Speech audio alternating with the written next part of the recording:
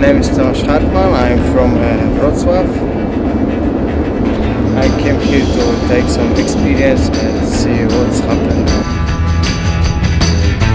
Good. Bon appetit.